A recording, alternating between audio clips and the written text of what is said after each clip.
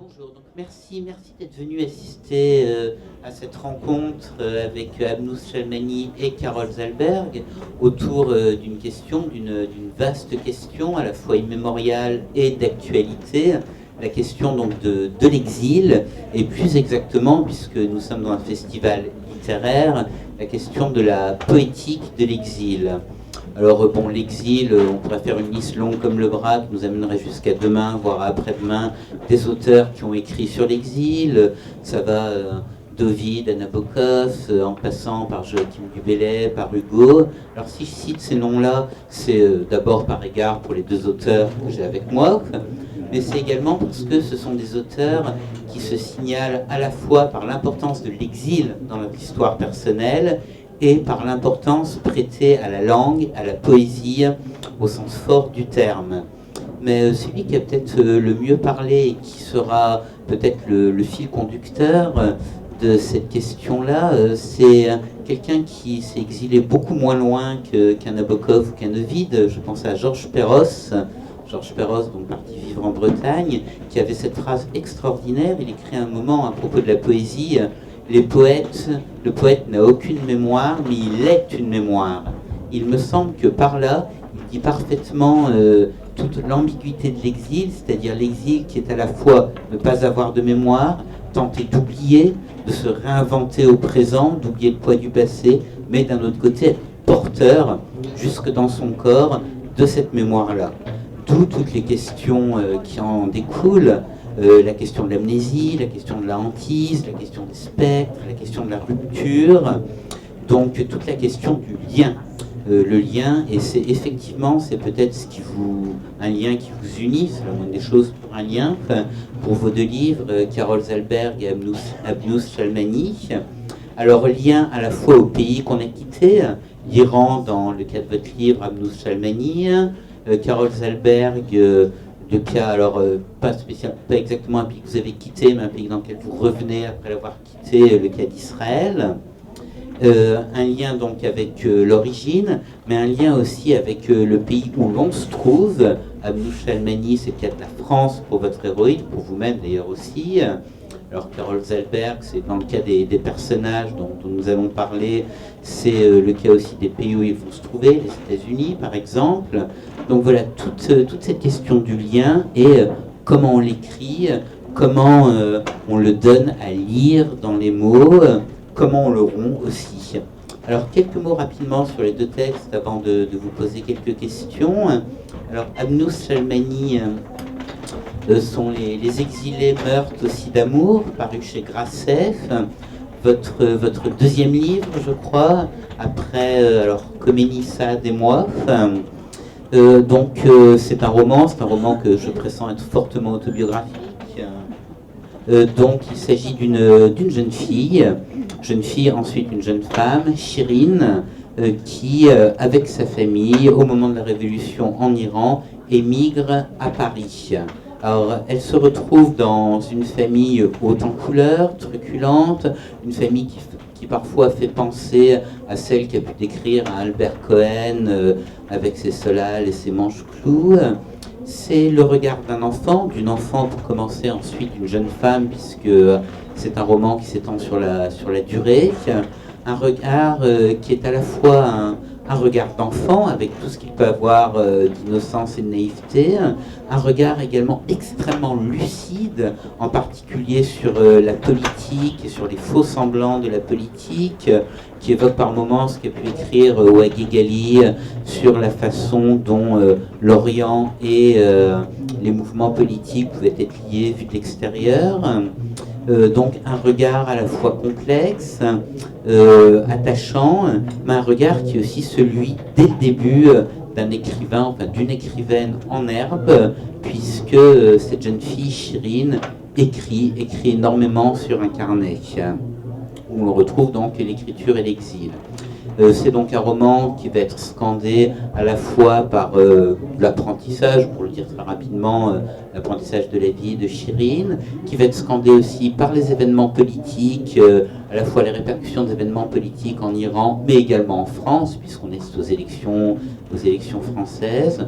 Et un roman qui va être scandé aussi par le déroulement de la vie de la famille, les rapports complexes des uns et des autres, entre la mère effacée qui va peu à peu se découvrir, entre le père et son mutisme dont on découvrira à la fin du livre, je n'en dirai pas plus, rassurez-vous, mais dont on découvrira la raison à la fois de la raison de son mutisme, scandé aussi donc par les fêtes iraniennes, et puis par une galerie de personnages tout droit sortis d'un opéra de Wagner.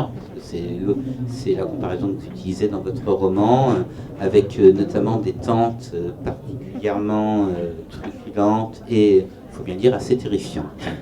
Donc vous l'aurez compris, un roman qui oscille entre le picaresque, ou enfin un picaresque immobile, si tant est que ça existe, et une vision extrêmement fine, extrêmement juste de l'exil. Ensuite, donc Carol Zalberg. Alors Carol Zalberg, votre roman Où vivre. Alors d'abord peut-être un mot rapide pour ceux qui vous connaissent. Vous êtes venu souvent à Laval et on peut dire que l'exil est une des thématiques centrales de ce que vous écrivez. Alors ça peut être l'exil au sens très très large, l'exil quasiment hors de l'humanité dans Mémoire d'un arbre.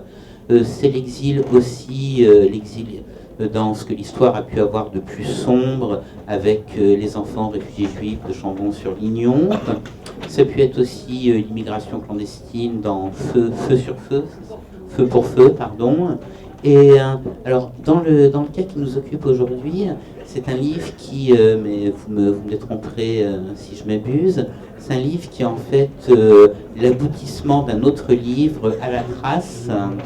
À la trace, vous racontiez, c'est un journal de votre retour après 3 décennies sans y être revenu en Israël, où vous rencontriez vos cousins et où vous discutiez avec eux. Et c'est ce livre-là qui a fourni le matériau de Où vivre, qui pour le coup est un roman, puisque vous n'apparaissez pas, mais c'est une certaine Marie qui est un peu à votre place, qui revient en Israël. Et Marie rencontre ses cousins, ils sont 3, qui ont connu des destins un petit peu différents, mais qui tous les 3 sont un peu les exemples de cette terre à la fois contradictoire et magnifique que vous tentez d'approcher à travers une polyphonie. Alors il y a 3 cousins, mais il y a aussi les parents, Joachim et Elena, c'est ça ? Joachim, Elena, et même les grands-parents qu'on voit passer. Et il faut dire donc c'est à la fois sur le rapport compliqué qu'on peut avoir avec Israël, mais le rapport aussi qu'Israël peut avoir avec son passé, avec cette utopie qui a été le kibbutz. Et tout cela donc se donne à lire, ou plus exactement à entendre dans une polyphonie, dans un concert de voix off, alors parfois douloureuse, puisque un des pivots du livre, ça va être l'assassinat de Yitzhak Rabin, parfois simplement encore porteuse d'espoir, mais s'efforçant toujours toutes, les unes et les autres, de cerner à travers les mots au plus près ce que peut être le rapport particulier à Israël. Alors je vais commencer par vous poser une première question, Carol Zalberg, je commencerai par vous.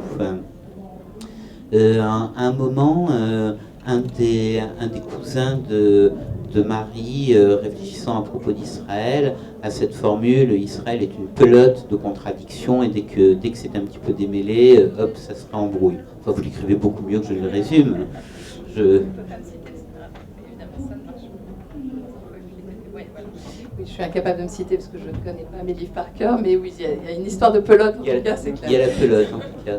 Alors j'aimerais reprendre cette image de pelote des chevaux. Moi, ce qui m'a frappé dans ce livre, c'est qu'il ne s'agit pas d'un exil, mais il s'agit d'une multitude d'exils. Alors qu'il s'agisse à la fois donc des parents arrivés dans le kibbutz, qu'il s'agisse du personnage de Marie qui revient en Israël après des décennies sans y être venu, qu'il s'agisse des cousins dont certains sont partis aux États-Unis, par exemple le cinéaste Eli, merci.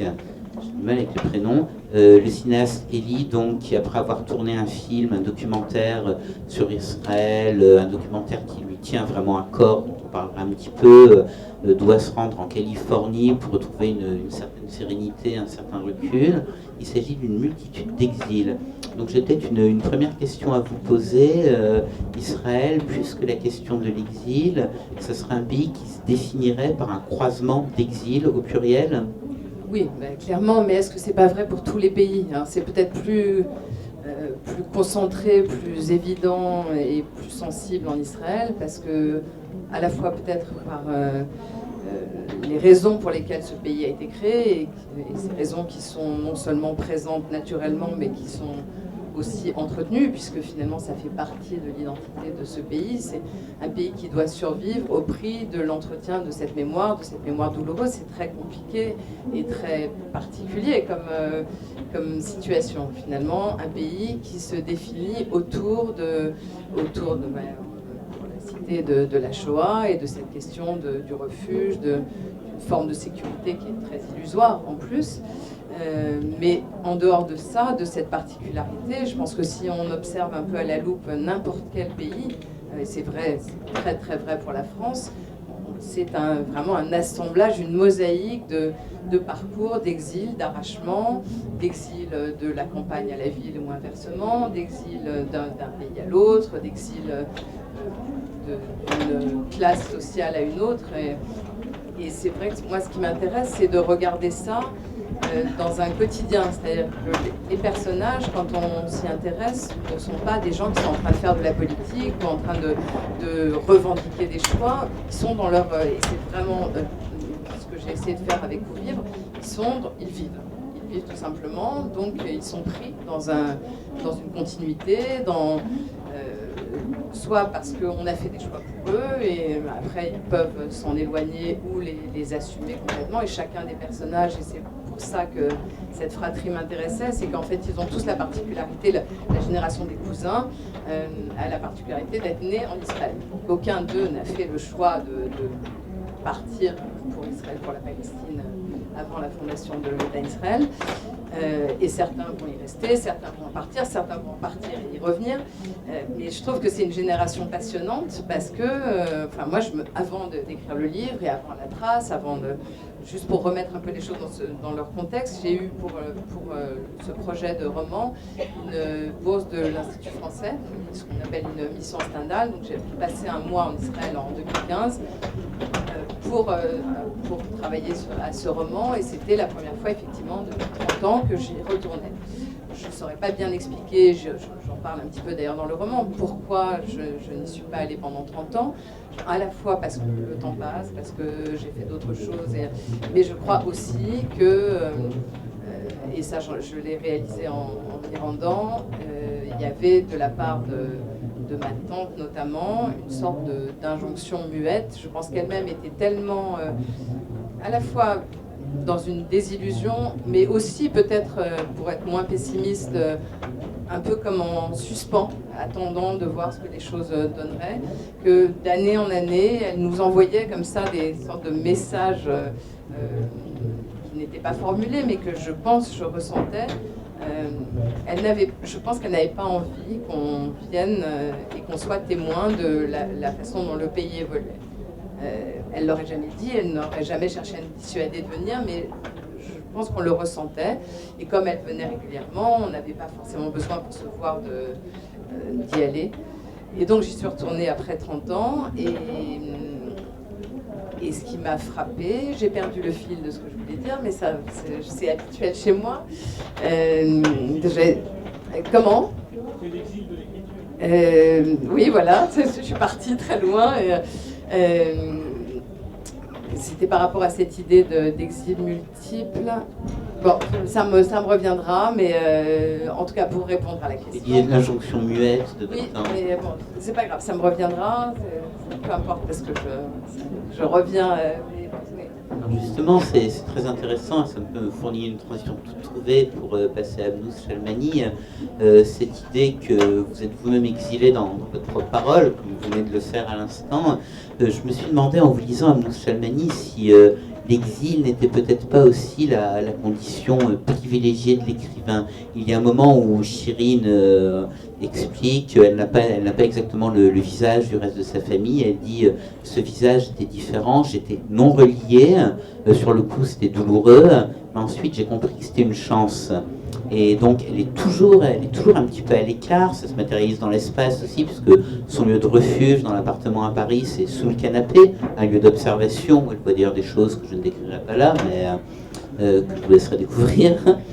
Pas très glorieuse pour le grand-père, mais voilà. Et je me demandais si l'exil, au-delà donc de ce que Carol Zalberg vient de décrire, c'est-à-dire l'arrachement, ces tensions entre arrachement et appel, c'était pas aussi peut-être un point d'observation privilégié pour l'écrivain? Bah si, totalement. Totalement. Je pense que, en plus, je pense que je fais exprès de confondre l'exilé et l'écrivain, parce que donc ça m'assure une place. Et c'est vrai aussi que je me suis toujours dit après mon exil, mais aussi peut-être parce que exilé d'un pays oriental où on fait beaucoup de bruit, et où évidemment quand je lis Où vivre de Carol Zalberg ou d'autres livres, c'est là où je me rends compte qu'on est quand même très très oriental. Et pareil, quand tu perds le fil de ce que tu es en train de dire, c'est qu'on ne fonctionne, on réfléchit par digression de toute façon, j'allais dire de ce côté-là du monde, et c'est vrai que ça joue. Mais c'est vrai que du fait des bouleversements et du fait qu'évidemment, j'allais dire comme beaucoup d'exilés, j'ai fait des études d'histoire, d'autres font des études de sciences politiques, d'autres d'histoire, mais parce qu'on a besoin quelque part de comprendre c'est quoi le mécanisme qui nous a amenés à être des exilés. Et pour me rendre compte assez rapidement, ou en tout cas c'était la planque que je m'étais créée, que le seul pays, le seul endroit dont personne ne pourra jamais me virer, même pas mes propres éditeurs, c'est bien entendu la littérature. Donc c'était évidemment et une manière de survivre en disant quoi qu'il arrive, je ne serai plus jamais l'Iran, je ne serai jamais tout à fait la France, mais au moins j'ai quelque chose qui peut me porter et qui peut me dessiner, qui peut me représenter, qui est la littérature. Donc évidemment, je pense que très rapidement, avant même de me mettre à écrire, l'exilé et l'écrivain étaient pareils. Mais d'autant plus, c'est très intéressant quand tu parlais des écrivains qui écrivent sur l'exil. Moi, la première fois que j'ai eu le sentiment de me trouver face à un texte qui parlait d'exil, c'était Colette. C'est quand Colette raconte son enfance, la perte des goûts, la perte des saveurs qu'elle ne retrouvera plus. Et bah, moi j'ai l'impression d'entendre ma mère quand elle me parlait de son enfance. C'est quelque chose qui ne reviendra jamais. Donc il y a aussi ça. L'exil, c'est la perte de l'enfance. C'est juste on confond l'enfance avec le pays natal, et donc ça peut donner c'est quelque chose de dramatique. Mais je pense effectivement, pour revenir à cette pelote de laine, et je trouve ça vraiment intéressant, c'est que la situation non seulement d'exilés, mais d'exilés venant de pays comme l'Iran ou Israël, porteurs d'histoires quand même très longues, très conflictuelles, très compliquées, c'est quand même un vaste bordel. Voilà, disons les mots comme ils disent, c'est au moins simple et efficace. La littérature permet ça, ça permet de démêler un petit peu les fils, ça permet un peu aussi, parce que c'est l'Orient, de nous singulariser. Parce qu'on est très vite mangé en Orient par l'idée de famille, mais d'autant plus quand elle est porteur d'histoire, de conflits, etc. Donc c'est aussi une autonomie, la littérature, à ce niveau-là, dans l'exil. Et il y a effectivement, je pense à la tentation de tout exilé qui a des véritures d'écriture, d'écrire ce roman de l'exil, parce que c'est une catégorie qui existe, qui est la catégorie de l'exil. Et je pense qu'on a tous une espèce de volonté de dire on va écrire l'exil, parce que non seulement c'est une solution de facilité, parce que c'est une espèce de trésor de sentiments contradictoires, de violence, tout est plus, tout est trop. Tout est indigeste quelque part, et le seul moyen d'arriver à le digérer, c'est de passer par un autre médium, et en l'occurrence, la littérature. Donc oui, pour moi, l'exilé et l'écrivain se ressemblent, mais d'autant plus que l'écrivain est toujours le différent dans sa propre famille, c'est toujours quelqu'un à côté. De toute façon, c'est le rôle de l'écrivain, justement, c'est, j'allais dire, de ne pas porter de jugement, évidemment, mais dont l'implication doit toujours être très fine. Sinon, c'est pas de la littérature, c'est de la propagande. Donc il y a toujours un moment où ça se confond. L'exilé ne peut plus parler du pays natal comme s'il y était, puisqu'il a perdu justement ce fameux quotidien, ce fameux comment on vit au quotidien tous les jours, mais il ne peut pas être non plus totalement le pays d'adoption, parce qu'il y aura toujours 2-3 éléments culturels, d'habitude, qui lui manqueront aussi. Donc il se trouve cette espèce de petite place entre deux. Heureusement j'ai choisi l'écriture, c'est certainement une solution de facilité aussi, ou qui me permet d'être au final très confortable, le cul entre deux chaises de mon métissage culturel. Alors justement, trouver ce pays qui est le pays de la littérature, dont on ne sera pas expulsé, ça suppose évidemment trouver une langue. Et le problème, c'est que cette langue, très souvent, se dérobe. Ça, c'est un thème commun à vos deux livres, Carol Zalberg et Amnous Shalmani, c'est le silence. silence silence du père dans votre livre, Amnous Chalmany, silence aussi dans votre livre, Carol Zalberg, à la fois celui de Joachim qui parle très très peu, c'est le grand-père Joachim, enfin le nom c'est le père des cousins, c'est Joachim, mais également, alors non pas une forme de silence, mais de langue désarticulée, puisque vous expliquiez, enfin Marie explique, mais c'était votre cas aussi dans La Trace, qu'il n'y a pas de langue commune avec les cousins, il y a de l'anglais, mais sinon il y a des bribes. Et finalement, on en revient à cette question de poétique, trouver cette langue pour dire l'exil, c'est peut-être aussi assembler des bribes, assembler des fragments. Oui, et j'en viens peut-être aussi au pourquoi du livre. En fait, j'ai vécu jusqu'à ce livre avec une espèce de conflit, c'est-à-dire qu'à partir du moment où on sait que vous avez un rapport quelconque avec Israël, vous êtes constamment tenu de vous positionner par rapport à ça. Je pense que c'est peut-être un peu pareil avec l'Iran.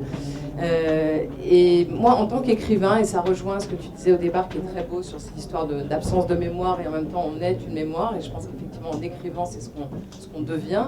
Mais moi ça me rassure parce que je n'ai pas de mémoire, ou j'ai une mémoire à trous, je le dis tout le temps, mais je pense que c'est par là que j'écris, donc c'est assez rassurant de voir que ça a été pensé et que finalement c'est quelque chose que peut-être beaucoup d'écrivains partagent.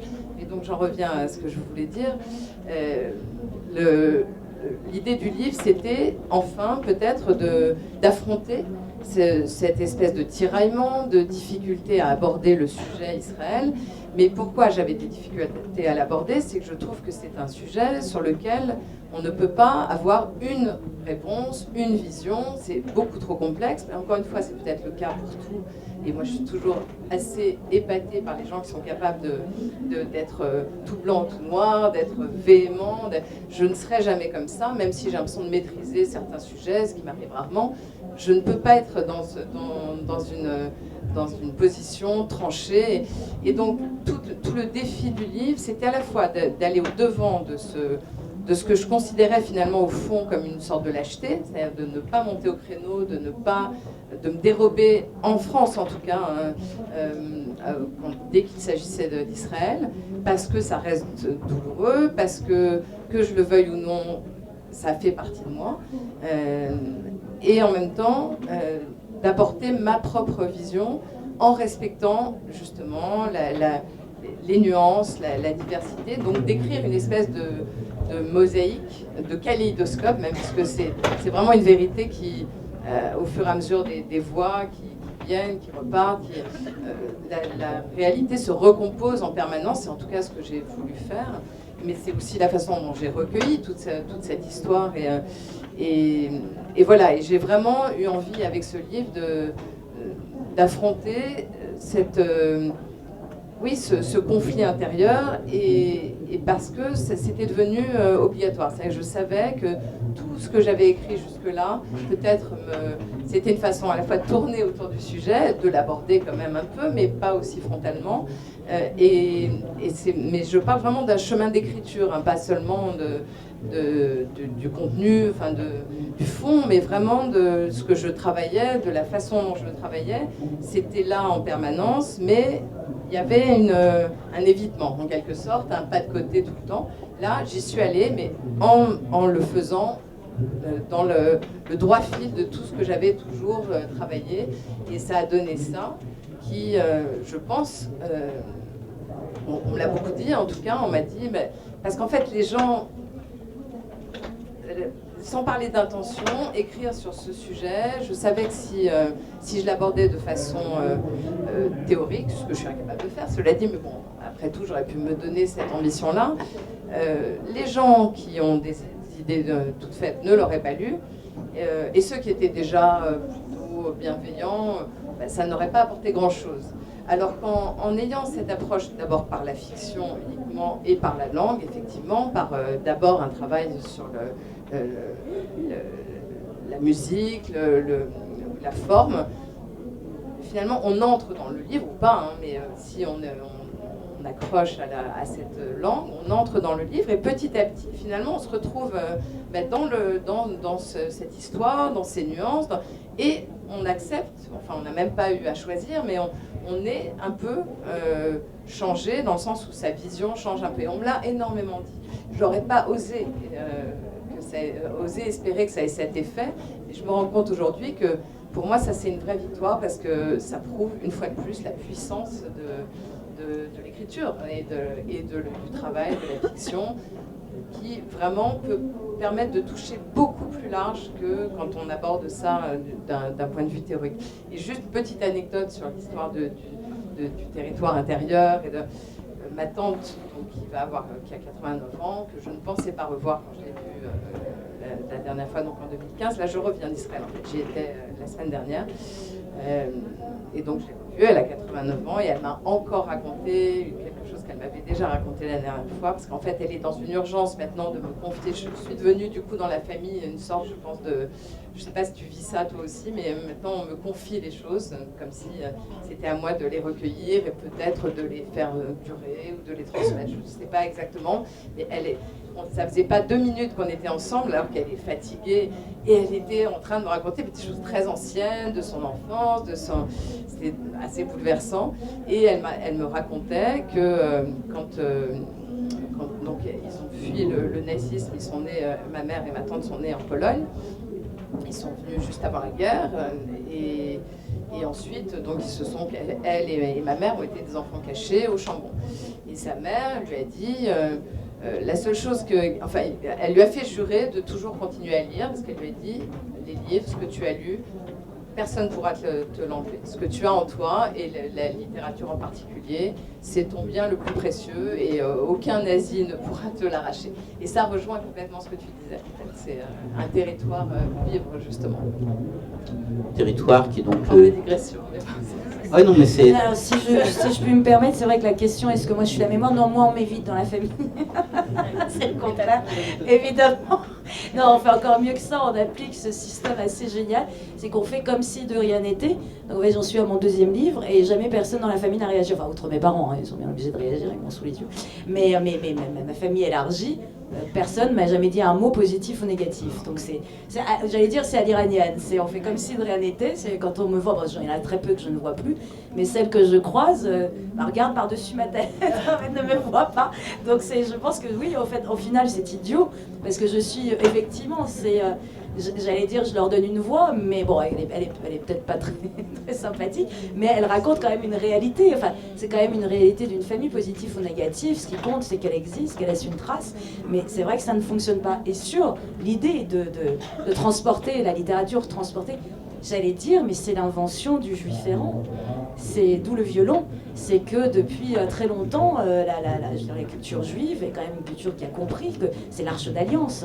C'est le temple est transportable sur soi, d'où l'invention du Shabbat. C'est que si on n'a plus de temple, si on n'a plus de pays, si on n'a plus de terre, on a au moins des gestes qui permettent de continuer à instituer la mémoire. Donc c'est tout à fait normal qu'après ça bascule sur la littérature, parce qu'évidemment, la seule chose qu'on ne peut pas nous prendre, c'est ce qui est dans nos têtes. Et d'ailleurs, Romain Gary le fait super bien dans Les Racines du ciel, à un moment dans le camp, quand il se dit, ça y est, tout le monde est en train de perdre l'espoir, et là ils ont cette idée géniale dans Les Racines du ciel, ils savent qu'ils vont tous, enfin, c'est dramatique, ils inventent une femme imaginaire.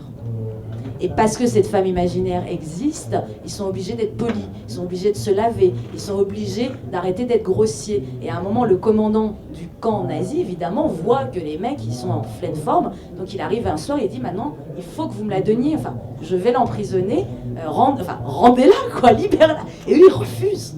Ils disent non. Et donc il y a tout, et symboliquement, ça raconte exactement ça. D'où la force. Et c'est vrai qu'en plus, sur un sujet comme Israël, où c'est l'enfer, parce que moi, tu me dis, est-ce qu'en tant qu'Iranienne, non, mais c'est pire que ça, c'est qu'en tant qu'Iranienne d'Iran ayant créé le Hezbollah, c'est quelque part, bien sûr, qu'on m'interroge sur la situation de l'Iran, mais pire, on me demande en tant qu'Iranienne de réagir sur Israël. C'est genre, quelle agression. C'est comme tu viens de là-bas, forcément, tu as absolument un truc définitif à dire sur le sujet. Et c'est vrai que de toute façon, c'est un sujet, moi je refuse d'en débattre. Je refuse d'en débattre, sauf avec des historiens ou dans un cadre, mais c'est non seulement stérile, mais ce n'est jamais que la confrontation de certitudes. Et le domaine de l'écrit, en tout cas le domaine de l'écrivain, c'est le domaine du doute. Donc c'est impossible, et c'est vrai que mes idéalistes horribles dans le bouquin, dans mon roman, je les déteste, enfin, les personnages je les déteste, et je pense que moi aussi je les déteste, c'est parce qu'ils sont gavés à la gueule de certitudes qui font qu'ils ont une espèce d'idée quand même très précise du bien et du mal. Et moi je me méfie quand même particulièrement des gens qui peuvent dire d'une manière très définitive, voici le bien, voici le mal. La plupart du temps, ce genre de confrontation finit au charnier. C'est vraiment étonnant qu'on continue en plus à vouloir défendre comme ça. Donc c'est pour ça, au fait, il vaut mieux lire des livres que faire de la politique, ça c'est certain. Le meilleur moyen de faire de la politique, c'est justement de lire des livres. C'est un beau slogan, effectivement.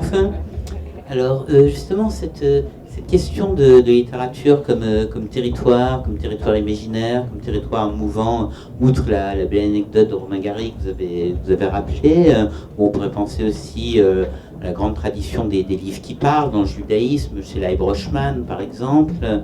Mais il n'y a pas que la littérature, si j'ose dire, il y a aussi, Amnous Shalmani dans votre livre, le cinéma. Ce qui est assez fascinant, c'est qu'on voit la manière dont cette famille, dont vous l'aurez compris en nous écoutant, dans laquelle court un certain nombre de tensions, et encore, c'est un euphémisme, cette famille pourtant a quelque chose qui les réunit, à une véritable mémoire partagée, et cette mémoire-là, c'est celle du cinéma. Par exemple, ils vont tous, pardon pour l'expression, se foutre sur la gueule s'ils parlent politique ou quoi que ce soit. En revanche, s'ils se rappellent leur passé, ils se diront, non pas en telle ou telle année on a fait ceci ou cela, mais au moment de Lawrence d'Arabie, on a fait ceci ou cela. Alors ça c'est très intéressant, ça revient à cette question de mémoire de l'exil. C'est un petit peu comme si le pays perdu, qu'on l'aime, qu'on le déteste, peu importe, avait pour seule véritable existence, alors vous avez parlé de littérature tout à l'heure, mais on pourrait aussi parler plus largement d'un imaginaire collectif partagé, des images aussi. Oui, je pense que ça c'est très important. Alors c'est vrai que c'est quelque chose d'assez... je pense qu'il y avait un contrat commercial entre l'Iran et l'Italie, je ne sais pas, mais alors tous les films italiens du néoréalisme sortaient en Iran. Et c'était complètement impressionnant. Mes parents me racontaient ça, qu'il y avait quand même, non seulement ils achetaient les billets avant, mais il y avait des queues incroyables devant l'Atlantide Cinéma de Téhéran pour le dernier Fellini. Et je pense qu'en plus Fellini leur parlait particulièrement parce que c'est très baroque, c'est très bruyant, donc c'était très familier. Donc ils étaient là, on est chez nous, mais c'est quand même d'imaginer, je veux dire, très peu de temps avant la Révolution, je veux dire, Téhéran, des gens venaient de province quand c'était pas diffusé à Shiraz et tout, parce qu'au moment, évidemment, il s'était passé aussi cette chose, les militaires américains à ce moment-là avaient installé, enfin quand ils s'installaient, puisqu'à l'époque l'Iran était le gendarme de la région, qui était pro tout le temps du Shah, ils installaient aussi un cinéma. Et donc, quand mon père a fait son service militaire, il y avait les Américains à côté, ils avaient un putain de cinéma installé. Et il me dit, mais j'ai vu un nombre de films. En fait, c'est de là que ça vient. Et c'est hallucinant quand je vois des Iraniens, quand j'ai rien à leur dire, quand ils ont l'âge de mes parents, je sais toujours que je peux leur parler de Fellini et de Visconti. Alors ça, ils connaissent par cœur. Ils ont une espèce de fascination par rapport à Delon. Alors sachant en plus, c'est problématique Delon, parce que famille de communistes, Delon est de droite, quand même un drame, mais il a tourné dans les films de gauche. Donc ça va, il est à peu près sauvé. Donc on continue à aimer Delon pour être ça, mais ma mère, qui avait une famille de communistes, me raconte, j'ai pas raconté dans le livre, qu'elle avait évidemment des photos de Mao partout pour que son frère lui foute la paix, parce qu'il était numéro 2 du parti communiste iranien, mais que derrière, elle collait des photos de Delon. Donc le soir, quand elle était dans sa chambre, elle retournait les photos de Mao pour pouvoir avoir Delon. Mais c'était vraiment une obsession, et c'est vrai qu'après, l'exil étant toujours un désastre, une perte de repères, qu'est-ce qui reste ? En fait, il reste ce qu'on a partagé. Et qu'est-ce qui reste ? Ce sont effectivement des chansons et des films. Et les films avaient une telle importance, parce qu'en plus, c'était une espèce de... L'Iran, à l'époque, j'allais dire, les Iraniens allaient acheter leur voiture en Allemagne et venaient acheter des fringues à Paris. Ils venaient avec les valises vides et reportés, ça partait dans tous les sens. C'est quand même un pays qui était extrêmement ouvert. C'est très étrange quand on a l'image d'Iran aujourd'hui, mais ça voyageait énormément. C'était quand même un pays extrêmement ouvert où il y avait un lido quand même en Iran. Où Mireille Mathieu est venue avec un guépard et a offert ce guépard au Shah d'Iran. Enfin, il y a quand même des images complètement délirantes. C'est quand même, on est passé de ça à un pays tout couvert de noir. Délirant. Ça va très bien à l'Iran. Et donc, qu'est-ce qui reste au milieu de ça ? Il reste cette mémoire collective qui peut comme ils s'engueulent tout le temps sur la politique, sachant qu'ils sont tous communistes, mais certains sont trotskistes, d'autres staliniens, etc., donc ça gueule, qu'est-ce qui reste pour faire lien et pour dire l'affection, si ce n'est les films? Et c'est vrai que la gosse, moi j'avais eu cette idée à cause du cinéma, c'est que je voulais trouver une place où cet enfant regarde, parce que la première chose qui arrive après l'exil, c'est, j'appelle ça le grand dévoilement. C'est comme vous quittez vos habitudes, votre quotidien, en fait, les gens que vous entourez, vous vous rendez compte que vous ne savez pas qui sont. C'est dans l'exil, cette espèce de passage où il n'y a plus de quotidien, donc plus personne ne part travailler le matin, et une espèce d'incertitude qui s'installe, que tout d'un coup, vous voyez le véritable visage des gens qui vous entourent. Souvent, c'est tragique, on se dit, mais en fait, c'est une connasse. Et je ne le savais pas, et c'est à peu près ce qui arrive au personnage. Je me disais, où est-ce que je vais la foutre dans un tout petit appartement où ils sont des milliards à vivre? Et j'ai imaginé ces canapés hauts, là, où on peut se mettre en dessous. Et comme elle n'a pas de chambre, elle se met là. Et c'est là où ça m'est venu en pensant à ça. Je me dis, mais en fait, elle regarde sa famille dans un écran de cinéma, mais qui est son habitude, parce que quand on est dans une famille cinéphile, dès l'enfance, on est gavé de films. Moi, Zorba le grec, je l'ai vu, je sais pas, je vais avoir 4-5 ans, depuis tous les ans, rituellement, on regarde ça en famille. Et je veux dire, quand quelqu'un, un ami, ou pire, un petit ami vient à la maison et qu'il n'a pas vu Zorba, ça va mal. Ah, ça va très très mal pour lui. Ah, ça chauffe, c'est horrible. C'est vrai, bah, la strada, c'est hyper important. La strada, on doit connaître par cœur. On balance des répliques. J'ai retrouvé ça en France, ça m'a amusé. Évidemment, ça avec tous les films de, comment il s'appelle, d'Audiard et tout, quand il commence à... Ah, ça m'avait fait... Ça, c'est quelque chose qui m'était familier. Parce que nous, on le faisait, évidemment, avec les films de Fellini, avec Zorba, on balançait dans la strada, il y a tellement de trucs magnifiques. Et j'ai retrouvé ça, c'est extrêmement rassurant de voir qu'en France, on continue à se balancer. Mais ça dit l'amour quand on est incapable de dire, parce que je pense que ça, c'est quelque chose qui est très oriental aussi, c'est ce culte du silence, de ne pas dire. Souvent, les pères ne parlent pas, ils restent dans le silence. Donc, comment est-ce qu'ils peuvent dire? Enfin, moi, j'ai choisi ça parce que je l'ai vu à l'œuvre, je vais dire dans ma famille, c'est le cinéma permettait de faire lien et nourrissait. C'est-à-dire qu'il y a des films qui prenaient une autre dimension selon les crises familiaux qu'on traversait. Jamais le même film qu'on regarde quand on est... quand quelqu'un divorce dans la famille, quand on est en pleine révolution, quand on est en pleine dépression, et ça c'est assez extraordinaire. Et ce qui est étonnant, c'est que même maintenant que la famille ne se voit plus, qu'on ne se voit plus, je sais que tout le monde continue à regarder les mêmes films. Ça c'est très fou.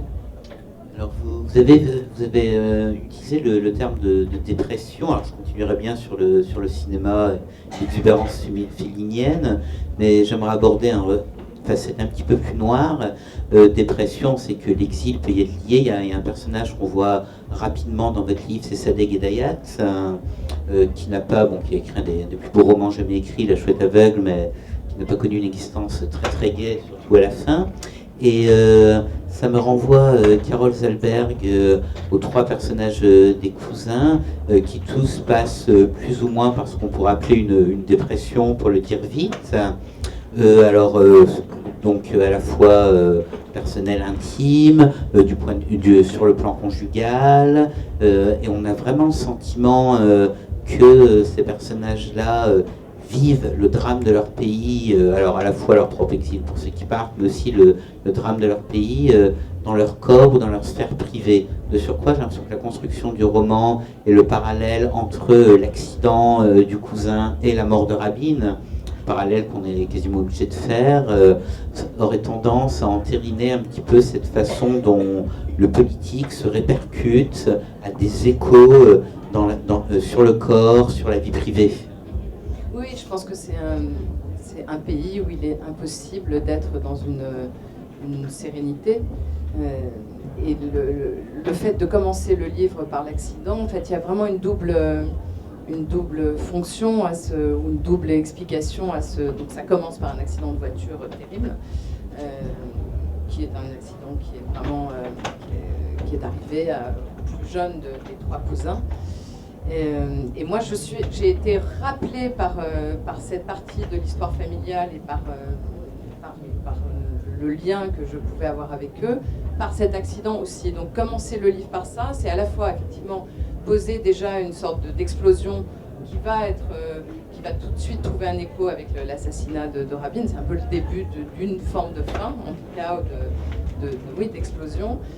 Et c'est aussi pour moi le début à la fois de l'écriture, c'est comme ça que j'arrive à rentrer dans le roman, et d'une réappropriation peut-être de cette partie de l'histoire familiale. Mais je voudrais revenir à rebondir sur ce que tu dis. Désolée, on est un peu indiscipliné, mais ce que tu disais par rapport au fait dans l'exil de découvrir les choses, les gens finalement tout d'un coup hors obligations sociales, etc. Donc tu vois l'essence.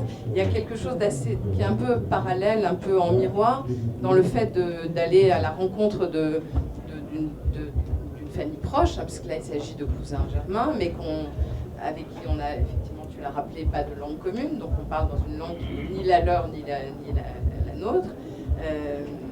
Et du coup, c'est à la fois, il y a quelque chose qui refuse de céder en termes d'étrangeté. On a quand même des rapports qui ne peuvent pas être complètement familiers, puisqu'on ne parle pas la même langue. C'est énorme. On n'y pense pas, mais c'est la famille et on ne parle pas la même langue. C'est quand même quelque chose d'insurmontable. Et en même temps, ce que j'ai pu constater et que je trouve vraiment passionnant par rapport à ce que la langue apporte, quand c'est la sienne, quand c'est pas la sienne, et qu'est-ce que ça implique du coup dans des situations d'exil, on va à l'essentiel. Quand on n'a pas sa propre langue, il n'y a pas de small talk, comme on dit en anglais. On cherche ses mots. Alors on est peut-être un peu maladroit. Pour un écrivain, c'est extrêmement frustrant parce qu'on a toujours l'impression, moi je souffre terriblement, j'ai tout le temps l'impression de ne pas dire exactement les choses telles que je voudrais les dire. Mais je me rends compte quand même que finalement, je crois que je fais passer l'essentiel et que j'ai accès de chacun aussi à son essentiel, à quelque chose, comme une concentration en fait de la personnalité des uns et des autres. Ça ne ment pas. On ne peut pas tricher quand on n'a pas ce dispositif d'une langue qu'on peut plier, déployer comme autant de masques en fait. On est encore plus soi-même. Mais c'est encore plus intéressant, le fait de ça crée une certaine forme de brutalité aussi. Oui. C'est du coup, comme on va au mot juste, du coup ça crée une espèce de brutalité dans le rapport. Moi je sais que je n'écris plus et je ne lis plus le persan, je l'ai perdu dans ma bataille pour m'approprier le français, mais je le parle encore, mais pas assez bien. Donc quand j'ai de temps en temps de la famille qui vient d'Iran, c'est extrêmement paralysant parce que je peux pas, enfin même il y a des mots, des mots quand ça devient très soutenu, c'est hyper compliqué, mais donc du coup souvent on choisit l'anglais, et là c'est extrêmement brutal. Et c'est bon, à la base je suis pas extrêmement douce, ça aide pas, mais c'est vrai que ça donne des espèces de rapports tout de suite, dans une espèce de on y va quoi. Il faut que le mot sorte, soit dit, et ça, alors, on gagne du temps, mais ça donne des rencontres fait mieux dont on sort, mais lessivé. C'est épuisant, c'est vraiment épuisant, mais c'est extrêmement intéressant la langue pour ça, mais qui tue aussi, c'est vis-à-vis des parents, pour les enfants exilés. Moi je sais qu'il y a toute une période où c'était impossible de communiquer avec mes parents. Ils étaient encore dans le persan, j'étais totalement dans le français, et là ça devient un espèce de rapport, et qui va tuer en plus le rapport de filiation. C'est que tout d'un coup c'est l'enfant, vu que c'est en France et que c'est moi qui tiens la langue, et comme ça arrive à énormément d'enfants d'exilés, c'est vous qui devenez les parents de vos parents, puisque moi j'ai fait de 9 à 12, 13 ans, c'est moi qui m'occupais de la bureaucratie familiale, bêtement. Et c'est vrai que ça donne une espèce de responsabilité à l'enfant et donne une espèce de renversement du rapport filial qui est extrêmement étrange. Et c'est là où on ne se rend pas compte à quel point la langue raconte, l'absence, sa présence, le fait en dehors des silences, c'est terrifiant. Et là, c'est encore plus compliqué vis-à-vis dans ton bouquin, qui est vraiment, vraiment intéressant là-dessus, et d'où le fait que ça va vite. C'est l'information que tu reçois, c'est des informations qui sont extrêmement brutes, quoi. Ça n'a pas été redessiné par une belle langue, c'est dit comme ça. Donc c'est une souffrance, c'est une douleur, c'est une joie. C'est ça qui est vraiment intéressant. Et la question de la brutalité que tu soulèves, elle est très pertinente, parce que le fait d'avoir recueilli des choses en anglais, donc pas dans leur langue à eux, c'est poser aussi la question, et j'ai toujours pas les réponses puisqu'ils ne peuvent pas lire le livre, puisqu'ils ne lisent pas le français, c'est poser la question de la réception, parce que c'est une chose de dire les choses dans une entre-langue, dans le cadre de conversation, sachant que je travaillais à ce livre, donc c'était tout à fait en confiance, et ils savaient très bien que j'utiliserais tout ce matériau, donc il n'y a pas de trahison, mais quand même, ce qu'ils m'ont confié dans effectivement une forme de rapidité, de concentration, voire de brutalité, est-ce qu'en le lisant dans un roman, c'est pas choquant? Est-ce qu'on ne se sent pas finalement loin de ça? Est-ce qu'on pas avoir l'impression d'avoir été trahi ou dépassé. Ça s'est posé même pour une phrase qui a été dite en français par ma tante, que j'ai reprise et dans À la trace parce qu'elle est tellement énorme, et à la fin de Vivre, où ma tante, donc, qui a fondé un kibbutz, qui était vraiment dans cet élan de ce désir de construire une société plus juste, et c'est une dimension que j'avais vraiment envie de remettre au centre aussi de cette histoire, se pose la question à la fin du livre. Elle dit peut-être n'étions-nous pas faits pour avoir un État à nous après tout. Elle ne répond pas, elle laisse ça en suspens, mais elle m'a raconté là cette fois-là, parce qu'on n'avait pas eu l'occasion encore d'en parler. Je savais qu'elle avait été bouleversée par le livre, qu'elle ne s'est pas du tout sentie trahie, au contraire elle s'est demandé comment j'avais pu percevoir les choses, mais là elle m'a quand même lâché qu'une de ses cousines, voisines, enfin proches, a été choquée par cette phrase. Et c'est drôle parce que c'est la même dont je raconte dans le tout début d'un tout petit livre qui s'appelle L'illégitime. Tout est lié en fait, hein, c'est vraiment des fils, une toile. L'illégitime qui raconte plutôt une expérience vécue en Corse, qui est un peu ma terre d'élection. Et au tout début, je fais le lien en fait entre mon rapport à Israël et à la judéité et la Corse. Et je raconte cette chose, c'est que cette fameuse cousine, toujours la même, quand j'avais 12-13 ans, me dit un jour comme ça, alors que je passais l'été là-bas, enfin des vacances, me dit bien sûr tu viendras t'installer en Israël quand tu seras plus grande. Et j'ai été totalement sidérée et je me suis sentie agressée parce que pas une seconde je n'envisageais de partir pour Israël, et ça induisait une culpabilité parce que non, moi j'avais pas pensé ça, mais donc je n'allais pas faire mon devoir et rejoindre, et je laissais les autres finalement tenir la place,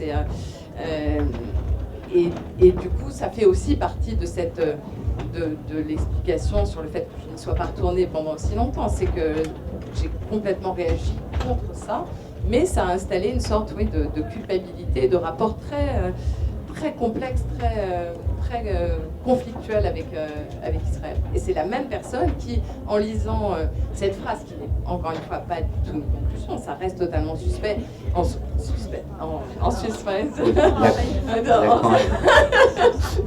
Et j'espère que l'histoire continue, et je pense pas que ce soit un livre pessimiste en plus, ni sombre d'ailleurs. Je crois que c'est au bout du compte un des livres les plus doux, je crois, que j'ai écrit, beaucoup moins sombre que mon précédent. Mais ça n'empêche que de voir ça dans un livre, tout d'un coup, ça prend une force et un pouvoir ça choque, quoi. Ça peut choquer des gens qui toute leur vie ont été dans un positionnement tranché. La puissance de la chose écrite. J'aimerais revenir encore sur cette question de langage, puisque vous me laissez parler un petit peu. J'en profite. Non, vous avez de la chance d'aller prendre la parole là, mais je me suis dit, soyons. Non, je plaisante, au contraire, c'est très confortable pour moi. Non, puis en plus, c'est passionnant. Mais j'aimerais revenir sur cette question d'une langue qui est brutale, qui peut être un peu maladroite. Ça me fait penser à ce que disait le Dr Johnson, le fameux auteur du dictionnaire anglais, lexicologue anglais. Il disait à chaque fois qu'on parle dans une langue étrangère, on donne l'impression de parler comme un enfant. Et je me disais, cette langue que vous venez de décrire là, ça pourrait être aussi bien la langue d'un enfant. Et ça m'a fait penser à votre personnage de Shirin Abnous Shalmani, la façon dont elle note tout sur un carnet, dont elle recopie les mots et les définitions, et en particulier un passage autour elle dit à un moment j'aime le cynisme, parce qu'elle a vu que cynisme est un antonyme d'idéaliste, et idéaliste, c'est comme vous l'avez expliqué tout à l'heure, c'est les convictions tellement chevillées qu'elles en deviennent absolutistes. Donc je me demandais aussi si le fait de prendre Shirin en tant que personnage enfant n'était pas seulement une façon d'infuser votre propre expérience, mais c'était peut-être parce que le rapport de l'enfant à la langue peut être aussi le rapport premier de l'exilé à la langue. Oui, complètement. C'est vrai que non, il y a toujours une solution de facilité de toute façon dans le fait de prendre comme narrateur un enfant, parce que déjà on peut tout lui faire dire, ensuite c'est toujours touchant, donc a priori on se dit avec un enfant tout passera mieux, ce qui est vrai, mais c'est aussi qu'un exilé en termes de langue, bah il débute à 0, donc quel que soit son âge, donc là bon, elle est petite donc ça va beaucoup plus vite, mais c'était très pratique pour expliquer la manière dont ses parents ne s'en sortent pas, ou que c'est très compliqué, et c'est difficile d'apprendre une langue, oh qu'est-ce que c'est difficile, mais en plus une langue comme le français, enfin non, toutes les langues sont difficiles, ça, moi je connais déjà surtout appris le français, mais c'est vrai que ça permet ça, et ça permet aussi de dire des choses qui passeraient certainement à la page 3, alors ça va, à la page 300 ça passe dans la bouche de tout le monde, mais quand on débute un roman, vu les énormités que je lui fais dire, ça passe beaucoup mieux si c'est une enfant. Je pense que ça aurait été un adulte, ça aurait été beaucoup plus compliqué. Donc il y a aussi le fait, on écrit dans notre monde aujourd'hui est un petit peu, comment dire, sensible, et donc c'est vite vexé, donc il faut éviter, et j'ai pas envie de perdre des lecteurs avec un personnage adulte où il se dira, oh mon Dieu, mais quelle horreur, vous voyez ce que je veux dire, donc il y a aussi de ça. Donc je voulais un enfant, et puis un enfant, j'aime la littérature avec les enfants aussi, justement, à cause des erreurs qu'on peut faire, le fait qu'on puisse s'amuser avec la langue, faire parler un enfant, c'est aussi la possibilité de lui faire des erreurs en français, ce qui est déjà une source de comédie, et ensuite ça donne des lapsus qui peuvent être extrêmement intéressants aussi. Donc je pense que c'est ça tout le but, je pense, et c'est peut-être la liberté que peut donner le fait que le français, bon maintenant je l'ai complètement assimilé, c'est vraiment ma langue, je rêve en français, en plus entre temps j'ai quand même perdu le persan, mais sauf à l'oral, mais c'est, je sais pas, c'est... je crois que je continue, sachant que je ne suis pas née là, à avoir un rapport avec le français où, en tant qu'exilée, je me sens libre. Quelque part, il y a des moments où je me dis, je fais ce que je veux. Parce que c'est pas la langue de ma mère. Donc je peux faire ce que je veux, je ne lui dois aucun respect, je lui dois juste le fait de pouvoir communiquer. Donc c'est moi qui dis. En plus ça se double une espèce de volonté d'être, parce que l'exilé, il se retrouve. C'est là aussi, c'est intéressant. Enfin, je fais encore pire qu'elle. Oh mon Dieu, mais comment on est dégressif, c'est grave. Et là je suis en train d'écrire mon essai, j'ai eu mon éditrice qui est la même que celle de Carole et qui me dit, ok, t'aimes bien les digressions, non? C'est la première fois. Alors, je vous annonce solennellement que le Festival de Laval va créer un prix de la digression et nous avons nos 2 finalistes. Je pense qu'on leur a ex-aequo. Mais non, sur le fait que ton personnage soit en morceaux, parce que concrètement l'accident est horrible, mais le résultat c'est que le gamin il est quand même déjà adulte, il vient de se marier, mais il se retrouve en morceaux à l'hôpital. Et le dos il m'a tout de suite tilté quand j'ai commencé, je me suis dit, putain, mais l'exilé c'est ça, il se retrouve en morceaux. Et son but, c'est comment je vais réussir à rassembler tous ces morceaux et à tenir. Et c'est là où je me dis, mais bien sûr, lui, son corps devient la métaphore d'Israël, c'est que ce pays est un pays d'exil, mais qu'il a été depuis très très très longtemps. Je veux dire, la première fois, les premiers habitants, c'est encore une théorie d'historien, mais elle est totalement faisable, en 1325 avant Jésus-Christ, il y a des nomades qui viennent attaquer, alors à l'époque c'était à l'Égypte, à Jérusalem en l'occurrence, des nomades viennent, ces nomades on les appelle les Abirous, et qui veut dire exactement les vagabonds, et ça serait les premiers Hébreux. Donc c'est quand même depuis très longtemps que cette histoire se joue, il y a eu énormément, je veux dire, Hérode, le plus grand roi qui a fait Jérusalem, on a encore le mur occidental, c'est une construction, un siècle il a régné sur Jérusalem, Hérode était de père converti au judaïsme et de mère arabe, d'où le fait que son frère s'appelait Faisal. C'est vraiment passionnant, donc c'est depuis très très longtemps, depuis l'origine, une terre d'exil, et que ce personnage se retrouve en morceaux avec ce corps bloqué à l'hôpital, au moment évidemment, et il est à l'hôpital au moment de la mort de Rabin, c'est quand même l'exemple du pays en morceaux, et comment il va faire pour rassembler ces morceaux et tenir debout. Mais c'est là où vraiment ça m'a sauté aux yeux.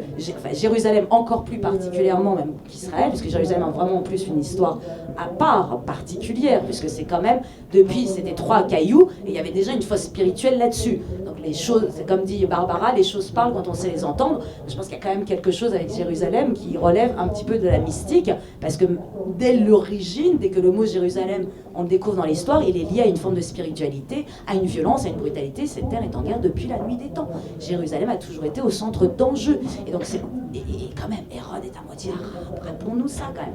Le roi des Métèques quand même, Hérode. Et Israël, et c'est là où, en le lisant ton livre, je me suis dit, mais c'est exactement ça. Et moi je raconte ces exilés en morceaux qui cherchent un moyen de se tenir ensemble. Et ce que tu fais, c'est raconter l'histoire d'un pays qui est un pays pays d'exil, un pays d'exilés, et qui a exactement la même problématique, comment faire tenir tous ces morceaux debout ensemble. Et ça, c'est vraiment, vraiment intéressant. Et ce ne sont pas seulement les exilés eux-mêmes qui sont en morceaux, c'est toute la famille des exilés. Tout le monde, parce que ça, ils sont éclatés. Et là encore, on le voit dans les personnages entre les deux sœurs, c'est comme si elles occupaient un destin pour deux, et elles sont constamment, elles sont à la fois en lien et disséminées en quelque sorte. Elle, le Joachim et son frère, enfin, c'est vraiment quelque chose qu'on retrouve, je pense, dans toutes les familles juives particulièrement, mais j'imagine dans toutes les histoires où l'exil joue un rôle, il y a cet éclatement. Donc oui, cette image et cette thématique du morcellement, il est au centre de tout. Mais tu sais, ta cousine, quand elle te dit ces phrases-là, ça m'a fait rire parce que, au fait, par rapport au destin des deux sœurs, l'une reste, l'autre part. Mais quelque part, en tant que ça, elle te dit, mais prends la suite que ta mère n'a pas pris, quoi. Ta mère a resté répare en fait ce qu'elle répare la faute originelle. Et ça, c'est vraiment intéressant. D'ailleurs, c'est vrai, c'est cette espèce d'éclatement familial. Moi, j'ai une partie, enfin, toute la famille est partie aux États-Unis. Et effectivement, il y a quand même 1 million d'Iraniens qui vivent en Californie, qui vivent en l'occurrence à Los Angeles, San Diego. Et là, pour la première fois de ma vie, j'ai eu le 2e visa de ma vie. Donc, j'ai fait Téhéran, Paris, c'est le premier visa, là j'ai eu mon 2e visa pour aller aux États-Unis, donc c'était assez fou. Et donc du coup, je suis allée voir ma famille. Je me suis dit, j'y retournerai la prochaine fois que j'y vais, mais j'ai fait une espèce de crise panique, quoi.